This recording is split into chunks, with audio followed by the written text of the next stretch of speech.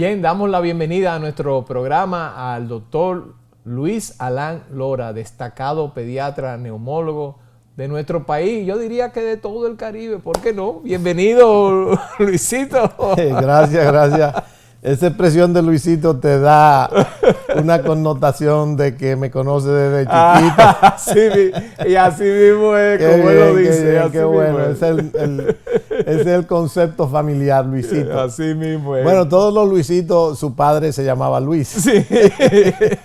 Bien, gracias por invitarme a tu programa, bueno. Me da mucho gusto. Y bueno, de tanto tiempo que nos conocemos, pues ahora interactuar como en el aspecto de salud para la comunidad. Gracias. Pues mira, el momento es estelar en nuestro país.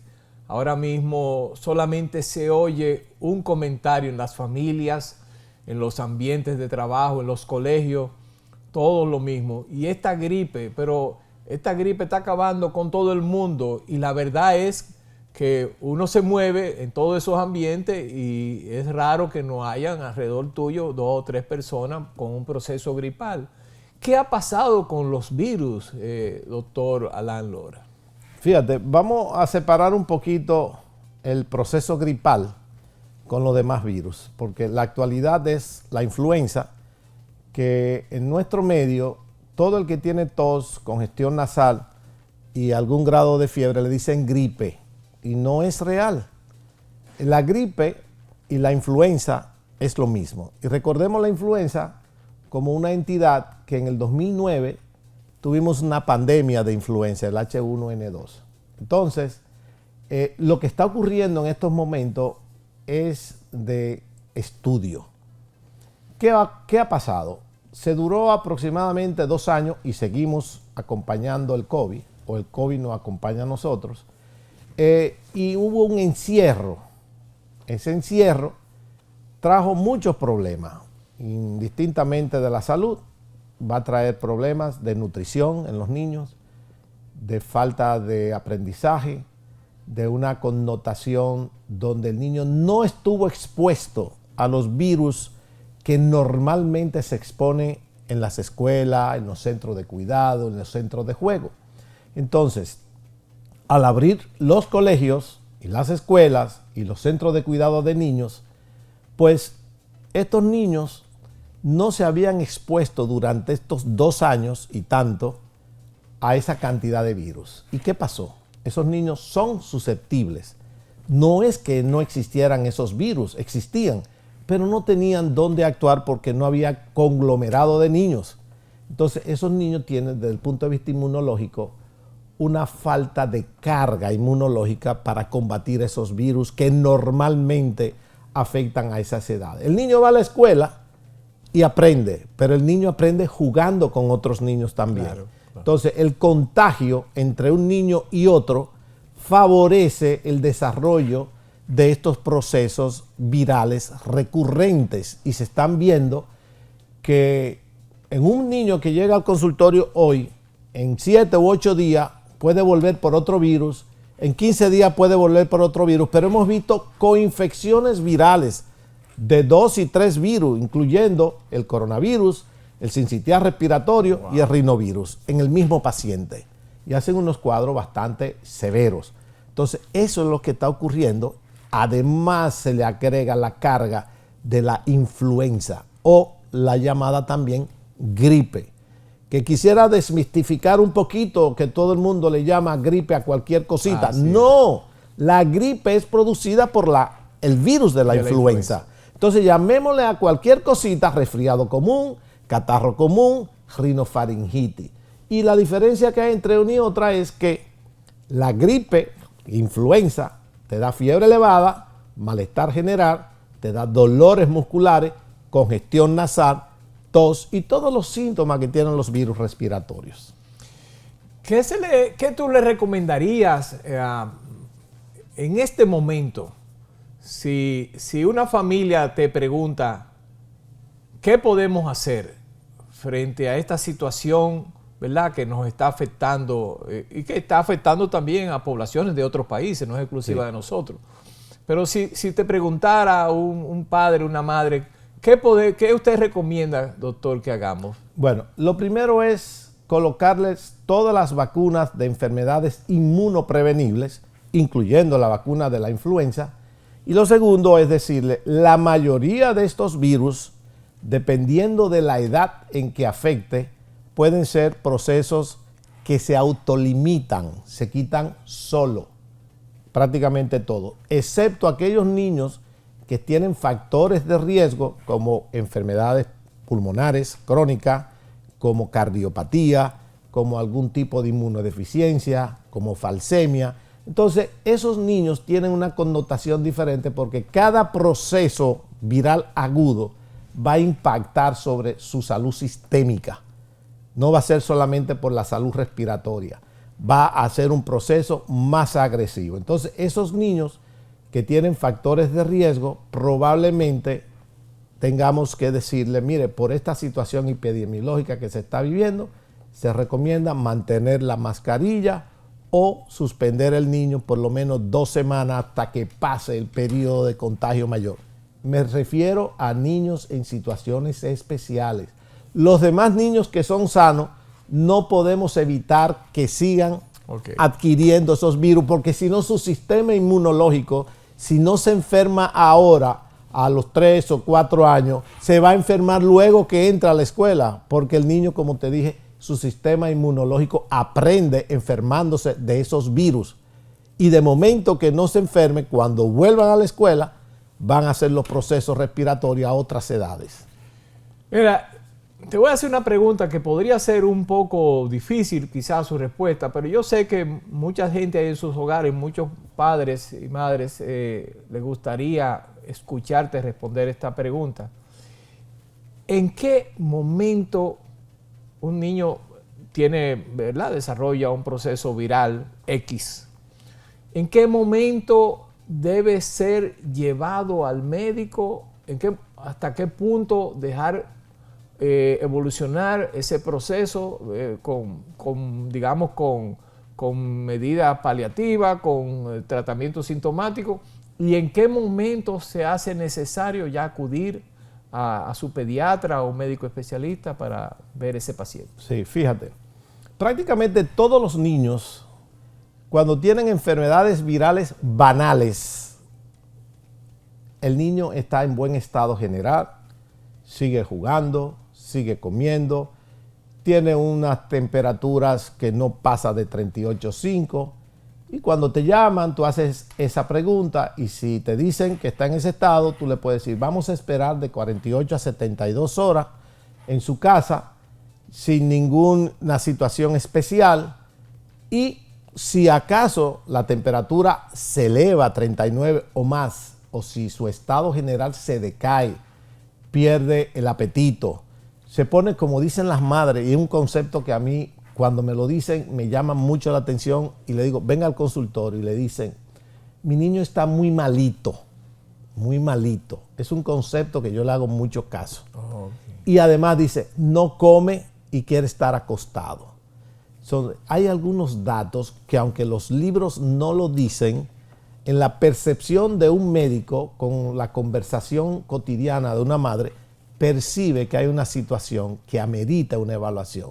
No es lo mismo un niño que tiene 38 grados de temperatura, está saltando, jugando, dando carpeta en su casa y comiendo, que un niño que empezó fiebre en 39, está decaído, y es un niño que hay que ver, que hay que evaluar. Es importante, sí. Entonces, a lo mejor ese niño que decae, que tiene fiebre elevada, a lo mejor tiene quizás un virus donde su respuesta inmunológica no sea igual, pero hay que evaluarlo, porque detrás de esos procesos febriles importantes se puede ocultar una neumonía, una sinusitis, otras enfermedades que se van a otros lugares del cuerpo cuando inician un cuadro respiratorio, que se complican hasta con una meningitis. No quiero llamar la atención y preocupar a la población, simplemente que el grado de temperatura y el estado general del paciente le dice al médico, hay que verlo. Ok, esa es la clave.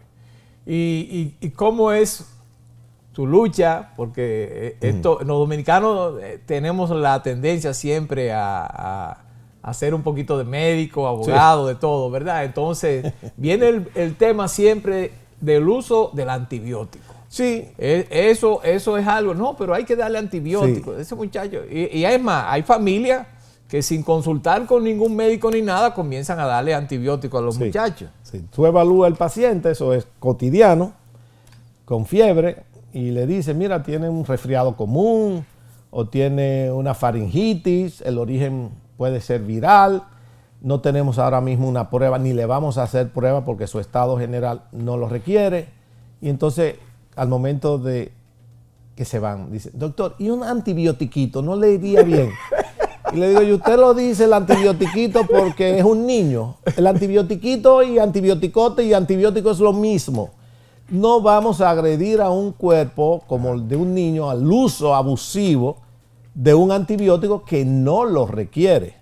Y a veces uno tiene que durar más tiempo en la consulta explicándole por qué no es necesario. Por supuesto que hay momentos que sí son necesarios y son muy importantes. Y yo te puedo decir que cada vez más me estoy montando en el tren del menor uso de antibióticos. Porque el uso de antibiótico indiscriminado, el abuso del antibiótico está creando resistencia, sí. Y cuando en verdad el niño o el adulto necesita el antibiótico, no le va a hacer nada o la bacteria va a ser más agresiva. Además, que va a alterar la cantidad de bacterias que normalmente tenemos en nuestro cuerpo que nos sirven para generar anticuerpos.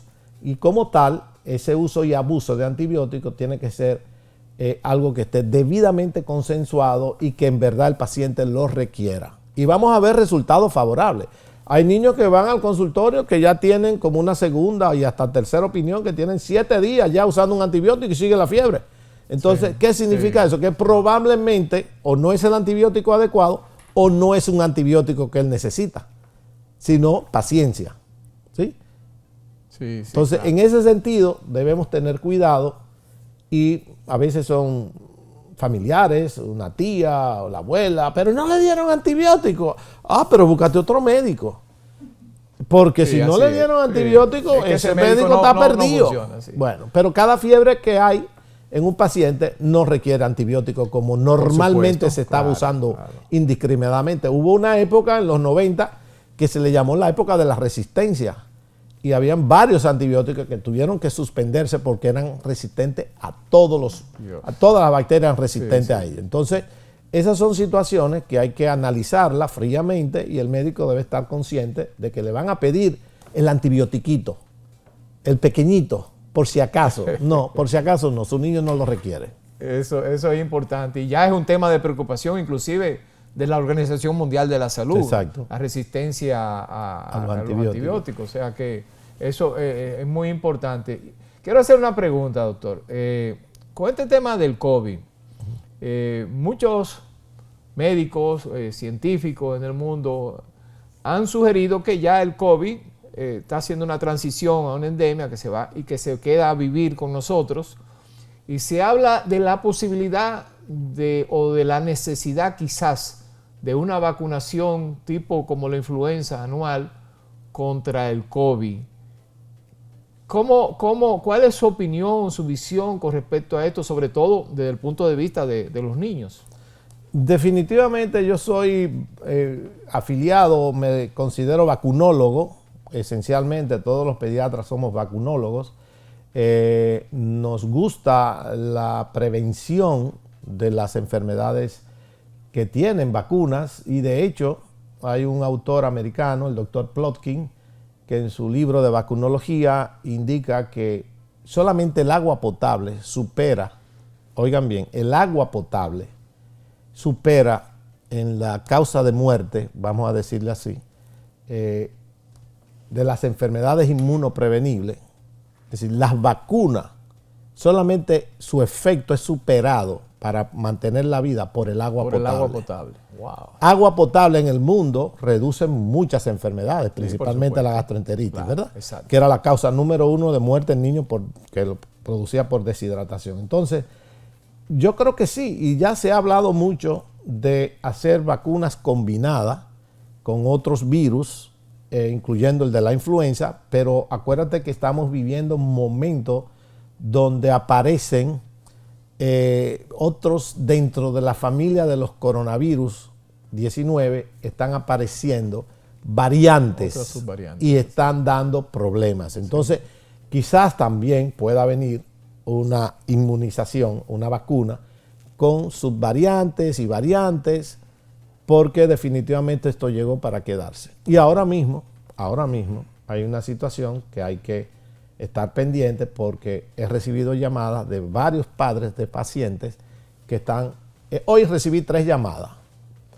Y en un consultorio privado, que tú recibas 3 o 4 llamadas por día diciendo que tienen COVID, ya tú sabes lo que es a nivel de salud pública. Hay un repunte. Entonces hay que tener cuidado. Yo sigo exigiendo en mi consultorio la mascarilla. Muy bien.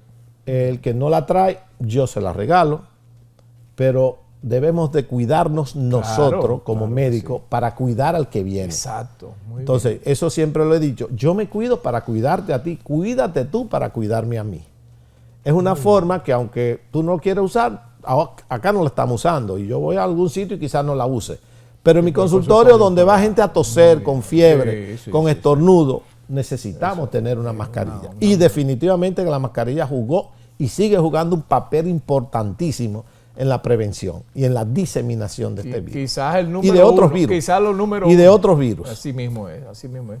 Y ahora que usted habla de otros virus, no quiero que terminemos esa entrevista sin que nos pueda decir un poquito si realmente debe haber alguna preocupación en las familias con esas noticias que nos llegan de otros países donde han resurgido algunos virus que aquí prácticamente estaban bajo control, como es el caso de polio, que hasta en la misma ciudad de Nueva York se han reportado casos de poliomielitis, y en el caso también del sarampión, que por igual en algunos países se han reportado un incremento en los casos de sarampión. Sabemos que aquí tenemos un programa de vacunación bastante amplio y eficiente, pero la pregunta sería esa: ¿hay motivo para preocuparse o se debería tomar alguna medida como familia? Hasta ahora no tenemos reportes en ese sentido en nuestro medio. Sí existe el riesgo, porque durante la pandemia en todos los países los programas de inmunización tuvieron un cese, vamos a decir. No se completaron los programas por múltiples motivos. La gente no iba a los centros o los centros estaban cerrados. Esos son dos factores que tienen mucho que ver en este sentido, y como tal, ¿qué tenemos que hacer? Es una enfermedad inmunoprevenible. Revise la cartilla de inmunización de su hijo, y si no cumple con esto, o llame a su pediatra o vaya al hospital y enseñe su cartilla de vacunación y dígale que revise a ver qué vacunas le toca y si el polio está completo.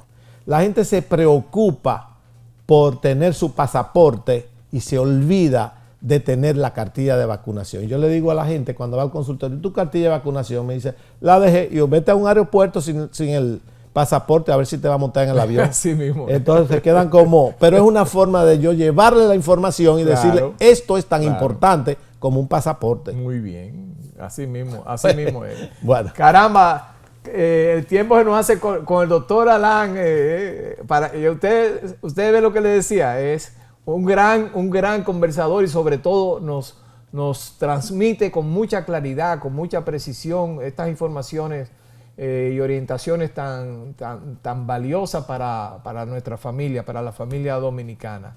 Doctor, muchas gracias. Un placer. Esperamos tenerlo nuevamente por aquí en corto tiempo, ¿verdad? Y ustedes no se muevan de ahí, que volvemos con más contenido en Asegure su Salud.